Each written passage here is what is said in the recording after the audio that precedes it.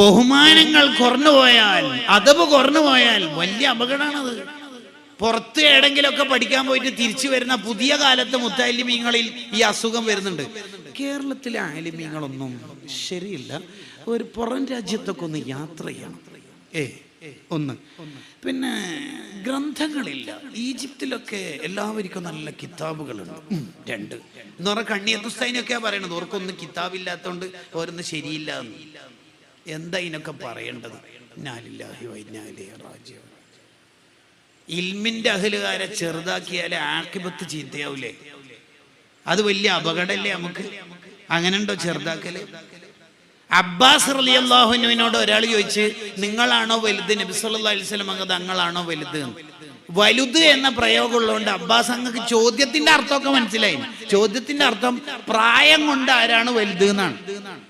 പക്ഷെ അതിൽ വലുത് എന്നുള്ള പ്രയോഗം ഉണ്ടല്ലോ. പ്രായം കൊണ്ട് അബ്ബാസങ്ങൾ തന്നെയാ മൂത്തത്. നബി സല്ലല്ലാഹു അലൈഹി വസല്ലം ഉപ്പാന്റെ സഹോദരനല്ലേ? അബ്ബാസ് റളിയല്ലാഹു ചോദ്യം കേട്ട ഉടനെ ഉത്തരം പറഞ്ഞു, ഹുവ അക്ബറു മിന്നി, മുത്തുനബിയാണ് എന്നേക്കാൾ വലുത്. വഉലിതു ഖബലഹു, ഞാൻ റസൂലുള്ളാഹിന്റെ മുമ്പ് ജനിച്ചേ ഉള്ളൂ. യാ റബ്ബ്, ഏതാ അദബ്, ഏതാ മറുപടി, ഏതാ? പുതിയ കാലത്ത് ഉസ്താദുമാരൊക്കെ ഒന്ന് പുറം രാജ്യത്തൊക്കെ യാത്ര ചെയ്ത് എപ്പിസ്റ്റമോളജി ആൻഡ് മെത്തഡോളജി ഒക്കെ പഠിക്കണം എന്നാ പുതിയ കൺസേൺ. നമ്മളൊക്കെ നല്ല തിരിച്ചറിവുള്ളവരാണ്.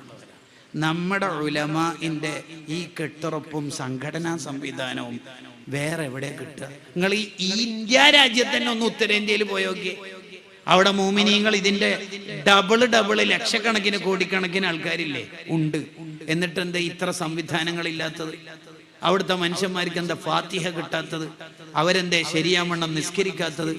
ഇവിടുത്തെ ഈ സംഘടനയുടെ സിസ്റ്റം അവിടെ എടിയില്ല. അതന്നല്ലേ അതിന്റെ കാരണം. ആ തിരിച്ചറിവ് നമുക്കുണ്ടാവണം. പുറം രാജ്യത്തുങ്ങൾ പോയാൽ ഒരു ആലിമിന്റെ കീഴിൽ കുറച്ച് 10 ആള്, ഒരു 20 ആള്, ഒരു 40 ആള്, വേറൊരാളുടെ കീഴിൽ കുറച്ചാള്. അവര് തമ്മിൽ കണ്ടുകൂടാ, അവര് തമ്മിൽ പ്രശ്നം. ഇതൊന്നും ഇല്ലാതെ താജുൽ ഉലമ നമുക്ക് ഒറ്റ കെട്ടുറപ്പിൽ പഠിപ്പിച്ചെന്നില്ലേ? അള്ളാഹു അവിടുത്തെ ദർജ വർദ്ധിപ്പിക്കട്ടെ. ആർത്തിരമ്പുന്ന തിരമാലകളും ഏത് പ്രാതികൂല്യ സാഹചര്യത്തെയും മറികടക്കാൻ നമുക്ക് നമ്മുടെ നേതൃത്വം പഠിപ്പിച്ചു തന്നില്ലേ? ഇത് നമ്മൾ ഇനിയും അതിജയിക്കും. സംഘടന എന്നും വിജയിക്കും, പ്രസ്ഥാനം എന്നും ജയിക്കും.